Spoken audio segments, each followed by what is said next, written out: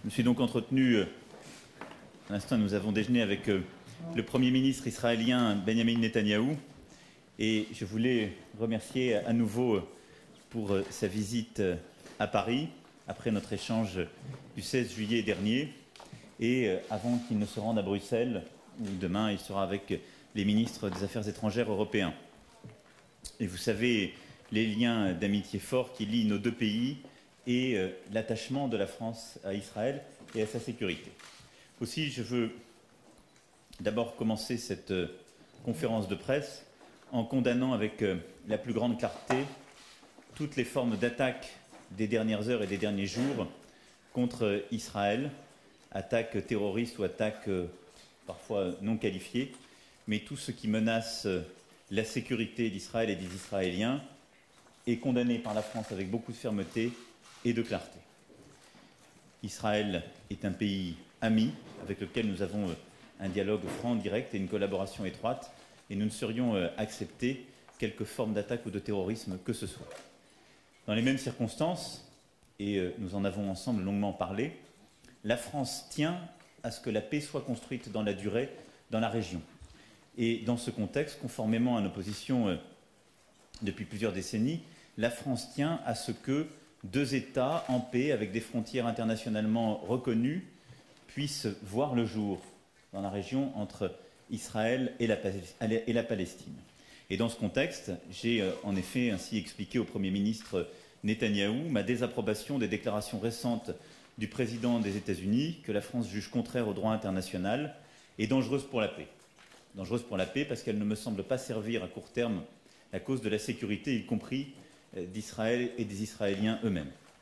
Sur ce sujet, la France demeure convaincue que la seule solution, conformément au droit international et à nos engagements de long terme, est de permettre l'établissement de deux États vivant côte à côte en paix et que cela peut émerger par la négociation. Nous soutiendrons en tout cas toute initiative qui serait prise en ce sens et j'ai invité le Premier ministre en tout cas à mener des gestes courageux en direction des Palestiniens pour sortir de l'impasse actuelle. J'ai souligné également l'importance pour nous en commun de continuer à avoir un agenda bilatéral cohérent avec cet objectif. Au-delà de ce sujet que je viens de rappeler, nous avons également évoqué plusieurs sujets bilatéraux importants. Notre relation est fondée sur une coopération de longue date avec des liens humains d'une extrême densité. Et c'est pour la France une relation singulière que celle avec Israël, à laquelle je suis profondément attaché. En particulier, nous souhaitons approfondir et diversifier notre coopération qui est déjà riche en matière économique, technologique ou culturelle. Je souhaite que nous puissions ensemble travailler sur des coopérations économiques et technologiques plus étroites. Nous l'avons évoqué l'un et l'autre, en matière d'innovation, de start-up et de financement des start-up. Et nous aurons également à accroître nos coopérations en matière culturelle. La saison croisée France-Israël, qui se tiendra de juin à novembre 2018 dans nos deux pays, sera un moment fort de rencontre entre les cultures, entre nos peuples. Nous allons travailler à en faire un succès et je souhaite que ce succès coïncide avec une reprise du dialogue israélo-palestinien et les visites qu'effectueront en Israël et en Palestine le Premier ministre et moi-même l'an prochain. Nous avons également échangé avec le Premier ministre Netanyahou sur plusieurs sujets régionaux et la France, je le dis, est résolument attachée à la sécurité d'Israël et déterminée à poursuivre avec elle un combat que nous avons évoqué. Nous avons abordé en particulier les déséquilibres causés par les crises régionales et les menaces aux frontières d'Israël. J'ai réaffirmé la volonté de la France de préserver la sécurité d'Israël et son appel à tous les acteurs régionaux à jouer un rôle constructif et stabilisateur. Nous avons évoqué la situation en Syrie et j'ai rappelé la nécessité d'une solution politique sous l'égide des Nations Unies pour mettre fin aux souffrances des populations et lutter efficacement contre le terrorisme et stabiliser durablement le pays. Nous prendrons avec plusieurs de nos partenaires des initiatives en ce sens dans les prochaines semaines, dès que le conflit militaire sur le terrain et contre Daesh sera parachevé. Nous avons évoqué, au-delà de cela, la situation au Liban. Nous sommes très attachés à l'intégrité, la stabilité et un État fort au Liban. Et dans ce contexte-là, je me suis félicité des décisions prises la semaine dernière par le président Aoun et le Premier ministre Hariri qui ont conduit à la réunion à Paris vendredi du groupe international de soutien au Liban et qui, je crois, est une bonne décision pour la sécurité d'Israël, puisque dans les engagements clairs qui ont été pris par le Liban, la désassociation, c'est-à-dire la neutralité de toutes les composantes Liban, a été actée, ce qui était un point souligné depuis plusieurs mois par le Premier ministre Netanyahou. Nous allons continuer à travailler ensemble de manière très étroite pour lutter d'une part contre Daesh, mais contre toutes les formes de terrorisme ou toutes les formes d'action qui menacent la sécurité d'Israël et par voie de conséquence notre propre sécurité dans toute la région. Voilà ce que je souhaitais rapidement rappeler en remerciant à nouveau le Premier ministre Netanyahou pour sa visite à Paris et le plaisir qui est le mien de le recevoir une nouvelle fois. Thank you. Thank you. Thank you, Mr. President. My friend Emmanuel, you are indeed a friend. I welcome the condemnations that you've just expressed against the terror attacks against Israel and Israelis. They're always inexcusable. We are partners in the quest for peace, security, prosperity, and culture. We share so much, so many goals, so many values. And indeed, I think that in the entire Middle East, there is not a country that stands as the vanguard of the values that France cherishes, identify France, its very basic identity, and fights for these values as the State of Israel. We cooperate on many areas, including security, and as you well know, that cooperation has saved many lives. Israel has provided invaluable intelligence to many countries in Europe, and many countries outside of Europe, that have prevented dozens of horrible terrorist attacks, some of which, unfortunately, you have suffered. We fight together in this battle against barbarism, and you're a principal leader in that fight across the Middle East as well. Your efforts in Lebanon are to be commended. Your efforts to prevent the spread of Iranian aggression are to be commended. Does this mean that Emmanuel Macron and I agree on everything? Not yet. We're working on it. It's a question of time. But it's a pleasure to see you again in Paris. Paris is the capital of France. Jerusalem is the capital of Israel. It's been the capital of Israel for 3,000 years. It's been the capital of the Jewish state for 70 years. We respect your history and your choices, and we know that as friends, you respect ours.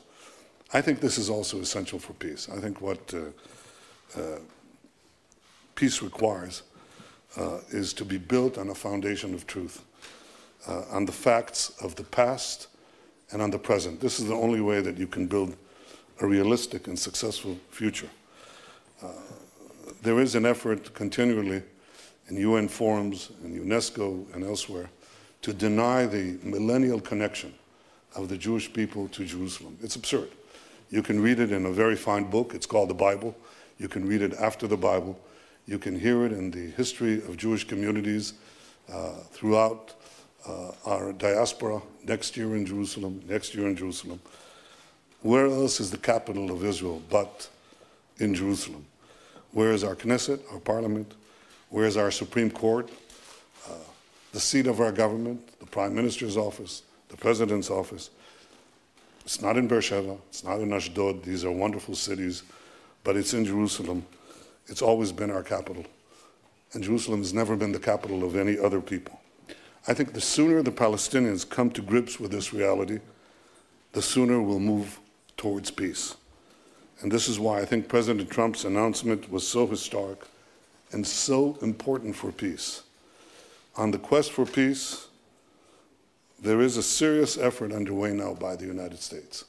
And all I can say, as I said, related to President Macron, I think, if you'll pardon the expression, we should give peace a chance. by bringing things to their historical truth, by opening up the possibility of renewed negotiations with a renewed initiatives. Now, peace requires not only that we recognize reality, but that we also fight aggression. President Macron and I agree that we must stop the main source of aggression in the Middle East, which is Iran. Iran is all over the place. It's in Iraq, it's in Syria, it's already in Lebanon, where the president is valiantly trying to change the situation, taking a real initiative, which we appreciate and support. It's in Gaza, it's in Yemen. We have to do what we can to stop Iran. What Iran is trying to do regarding Israel, whom it openly calls for our annihilation, is to do two new things. The first new thing is to entrench itself militarily with land forces, air forces, and naval forces in Syria, with the express purpose of fighting and destroying Israel. We will not tolerate that. We back up our words with actions. The second thing that Iran is trying to do is to put inside Lebanon game-changing missiles, precision-guided missiles, to manufacture and to add to over 100,000 statistical missiles and rockets, to add precision-guided munitions, thousands of them, that could be a great danger to Israel, its cities, and its people. We will not tolerate that either. We look towards responsible leaders and to important leaders, such as yourself, President Macron, to help us roll back this aggression, to help us give peace a chance, not only with our Palestinian neighbors, but in the region as a whole. In the region as a whole, there's been a sea change, because many of the Arab countries now recognize that Israel is not their enemy, but their indispensable ally in fighting the twin sources of militant Islam and its terror. The Sunnis led by Daesh, the militant Shiites led by Iran. There is in this a blessing, because this could help pave the way for an ultimate peace between us and our Palestinian neighbors and between us and the rest of the Arab world. I don't give up even on the people of Iran. I speak to them periodically, and I know that they wish to see a change as well. But this is further in the future. Today, our job is to prevent aggression and to give peace its deserved chance. In this, President Macron, Emmanuel, you are an indispensable partner. I thank you again for your hospitality, for your friendship, and for your efforts. Thank you.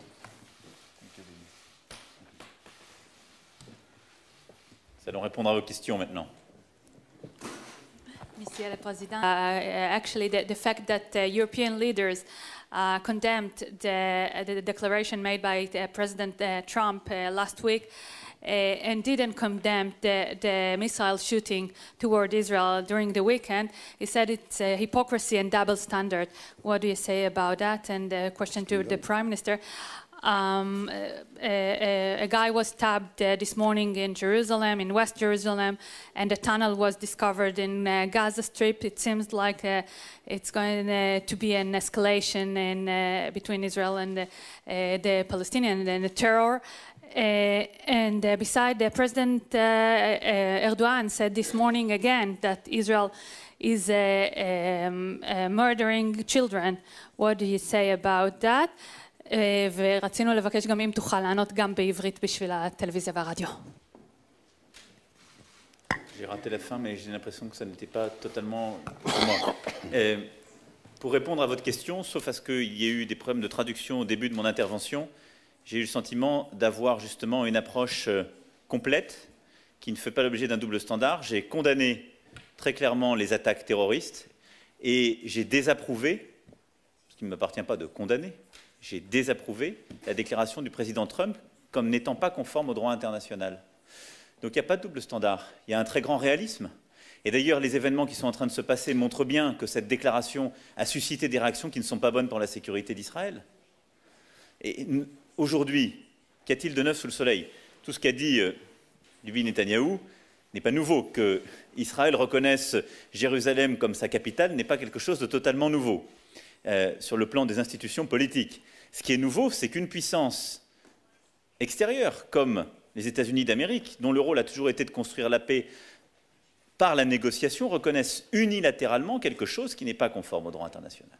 C'est en ça que j'ai considéré que je l'ai désapprouvé, que j'ai décidé de ne pas m'inscrire dans cette perspective. Mais dans le même temps, j'ai toujours avec beaucoup de force condamné toute action terroriste militaire ou qui attentait à la sécurité des Israéliens et de l'État d'Israël. Ma conviction, c'est que la seule façon de sortir de la situation dans laquelle nous sommes plongés depuis des décennies est de construire la paix, et la paix ne viendra que des parties prenantes. Et je partage totalement ce qu'a dit le Premier ministre Netanyahou quand il a dit qu'il faut laisser une chance à la paix. Je lui dis, laisse une chance à la paix, fais un geste vers les Palestiniens. La paix, elle ne dépend pas des États-Unis tout seuls de leur côté ou de la France toute seule. Elle dépend de la capacité des deux dirigeants, israéliens et palestiniens, à la faire. Give it a chance. I think President Macron began his comments today by condemning the terrorist attacks against Israel the last few hours and the last few days. So I think that answers the first part of your question. On the question of the tunnel, yesterday we uncovered again a tunnel. Since time immemorial, people have used tunnels to attack other people. That is not new.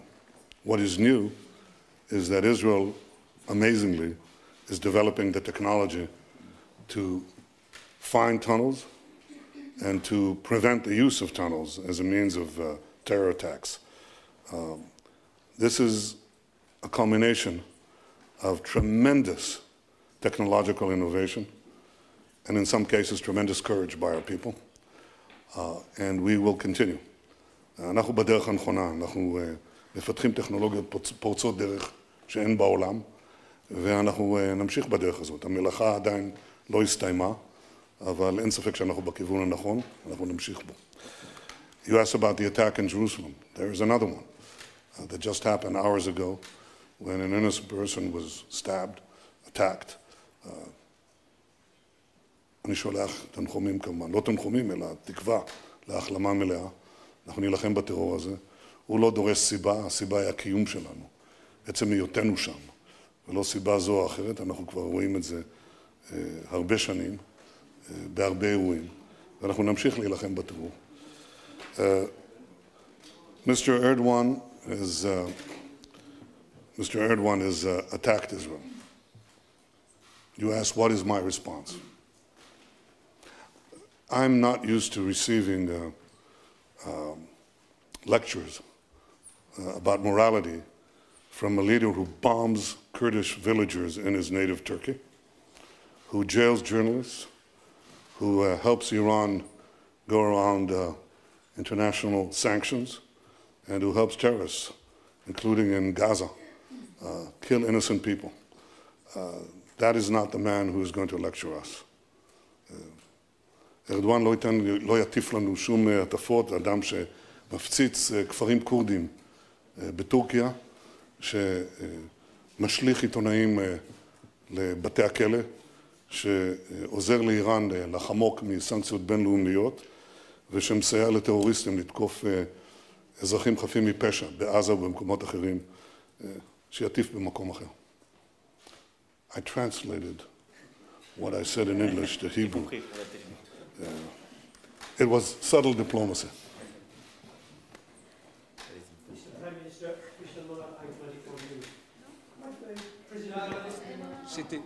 Et on peut se mettre d'accord, à mon avis. Comme hypocrite, apparemment la France n'en fait pas partie. Que comptez-vous répondre à cette demande du président Macron de faire un geste vis-à-vis des Palestiniens? Quel geste pensez-vous pouvoir faire? Et au président français, Emmanuel Macron, la France, vous dites, est disponible pour toute initiative. Est-ce que la France pense elle-même lancer une initiative pour relancer, autant que faire se peut, ou éviter une catastrophe? Et est-ce qu'elle va s'inscrire dans le sillage de ce qui est de la conférence de paix de janvier 2017, qui finalement avait été une des rares initiatives diplomatiques internationales qui avait remis, même si les Israéliens et les Palestiniens n'y étaient pas, qui avait remis la question sur le devant de la scène diplomatique? to negotiate it. Well, the most important thing about peace is, first of all, to recognize that the other side has a right to exist. I think this is what's holding up the peace between Israel and the Palestinians. One of the manifestations of this refusal is the mere refusal to sit down with Israel. Here's the gesture I offer, and I offer again. I do so right here in the Elysee.